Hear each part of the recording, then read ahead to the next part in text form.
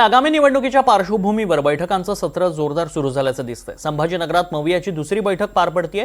संभाजीनगरात ठाकरे गट, काँग्रेस आणि वंचित बहुजन आघाडी एकत्रित लढण्याची आता शक्यता आहे। शरद पवारांची आणि अजित पवारांची राष्ट्रवादी एकाच चिन्हावर लढणार असल्यानं केवळ काँग्रेस आणि ठाकरे सेनेची बैठक पार पडतीये।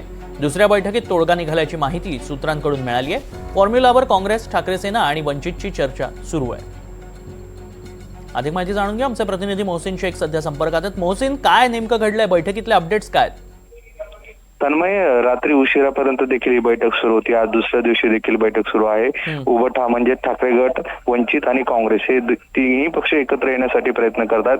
जागा वाटपावर जवळपास सगळे जागांचा तोडगा निश्चित झाल्याची माहिती मिळते ना। संध्याकाळी अधिकृत अशी घोषणा अंबादास दानवे हे पत्रकार परिषद घेऊन करण्याची शक्यता आहे। त्यामुळे गेल्या वेळेस महानगरपालिकेत जी युती होऊ शकली नाही आघाडीची, ती यावेळेस जिल्हा परिषद आणि पंचायत समितीमध्ये होताना आपल्याला पाहायला मिळू शकते। त्यामुळे संध्याकाळपर्यंत नेमका काय या बैठकीतून फायनली निर्णय होतो हे पाहणं महत्त्वाचं असणार आहे। मात्र जी सूत्रांची माहिती त्यानुसार तिन्ही पक्ष युतीसाठी सकारात्मक आहे आणि संध्याकाळपर्यंत त्याची अधिकृत घोषणा होऊ शकते।